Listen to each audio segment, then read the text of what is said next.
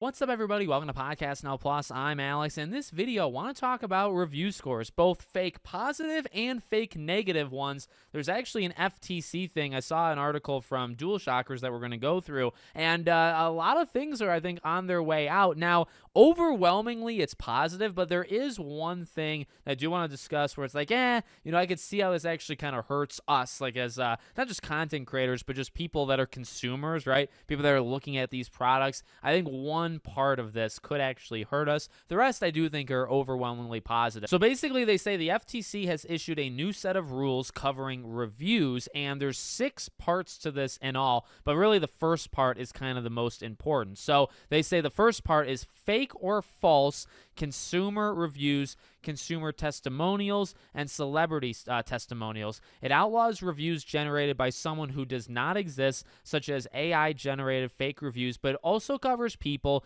who did not have the actual experience with the product or, crucially, misrepresent the experience. And again, there's 5 other parts. We can look at them really quickly once we're done talking about this, but that's the big one. Now, something I actually just thought about now is like the celebrity thing is interesting because, you oftentimes see celebrities that just endorse all sorts of different things. Now, do they give a review? I mean, like you'll see people that talk about a movie that their friend made in Hollywood, right? Somebody a famous celebrity talks about another celebrity's movie or something and telling people to go see it. Like, I don't know, is that a review? But also, like 9 times out of 10, these people don't see each other's stuff. So it's like, okay, like how much of that is actually real? But in terms of the gaming stuff, one of the negatives, in fact, the only negative I'm really here to talk about. So in terms of like sending a message that I feel like is universally accepted. Now, the issue is, are there really ever messages that are universally accepted? Maybe, maybe not. But, I think to like, when Helldivers 2 pulled the stuff with PlayStation, with like the internet and just all the requirement stuff, back in February,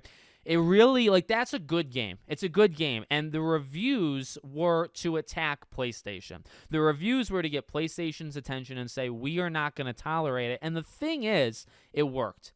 That's the part that is the hang up on me because, okay, I think most times fake scores are bad. Fake scores, even if you are trying to send a message, I think there's better ways to send the message, and and we'll talk about that a little bit more in a second, but I think most times doing the fake stuff just isn't good, and I like that they're, cracking down on it. But sometimes there is that, like, again, push that I feel like developers or publishers, whichever one it applies to, that they need. And to have the bad scores is like, okay, now we can look at it, and sometimes things happen because of it. Like sometimes there's legitimate resolutions to things happening. And now, okay, on the other side of things, it's actually kind of easy to get around this. It's just be genuine. The thing specifically states, like, you've got to basically have experience with it. And this is where, I've talked about this before. This is where I get a little controversial. When it comes to fake scores, I actually don't like to call it review the B word because to me, it is that. People do that. But there also is fake positive scores. And I've talked about this many times.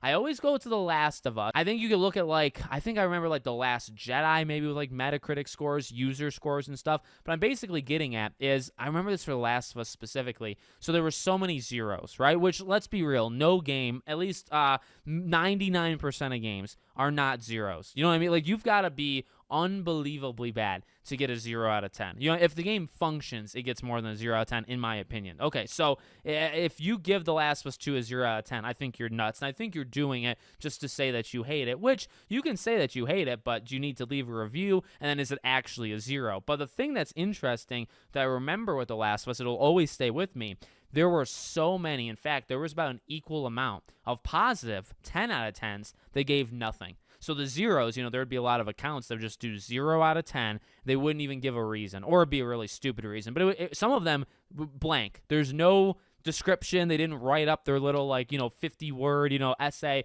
that said why it's a 0. They left it blank. But the funny thing is, if you go to the tippity top, there's a ton of 10s equal to the zeros. Same thing.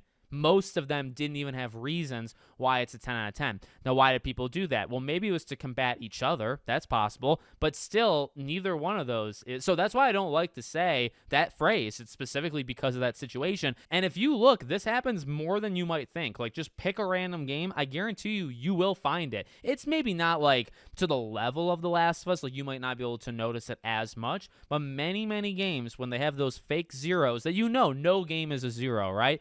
Well, they also have 10s, and I don't know how many games are perfect. Very few games are perfect. And also, when you give no reasons for the 10 out of 10, I'm willing to believe that that's fake too. I'm willing to believe you're just doing that for a narrative as well. So what I guess what I'm getting at here, why it's taking me so long, like this ruling, I feel like hopefully is going to work for everybody, because it's just fake reviews. It's not only negative reviews. It's if you didn't have the experience with the game, you can't be doing that. And this puts pressure on Metacritic. This puts pressure on Rotten Tomatoes, right, to make sure to lock it down.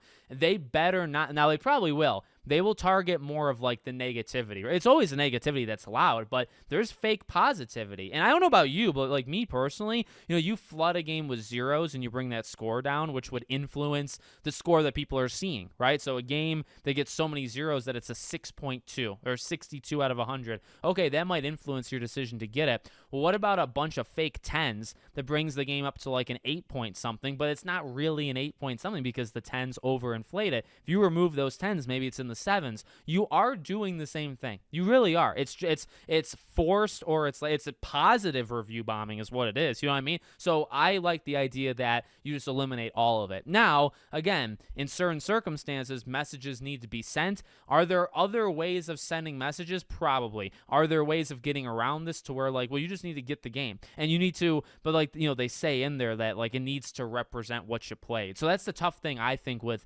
Helldivers. Like, okay, you give Helldivers a terrible score, right? Well, you're not giving it a score because of the product. You're giving it a score because of what Sony is doing with it. Well, is that legal? Because if you put that in your review, like, well, hey, game's fun, but like we're not tolerating this management decision, right? That's not the game, so technically this doesn't allow that. So that's where it can get really tricky, and that's where actually I wouldn't like, at least some of the wording there, but the rest of it, I like that idea. So just really, really quick, going over the other 5 of them. So buying positive or negative reviews, so just literally purchasing them. Insider reviews and consumer testimonials. So you have to like tell people if you're, part of like a network, then you're connected to it. You have to say that. Company-controlled review websites cannot claim their reviews and opinions as independent. Review suppression. You can't suppress any reviews. Misuse of fake social media, so like bots pushing things. Hollywood might have a problem with that because there's a lot of bots that push things for movies, so that could be a huge problem. And I do think that's it. So I think it's an interesting topic. It's an interesting conversation, and you might not see the ramifications of it right away, but again, this is something where this ruling is going to put pressure on the Metacritic of the world, and we'll see like what they do because of it. So let me know what you guys think in the comments. Make sure, as always, you're subscribed to the channel, bell icon turned on. I hope to see you all on the next one.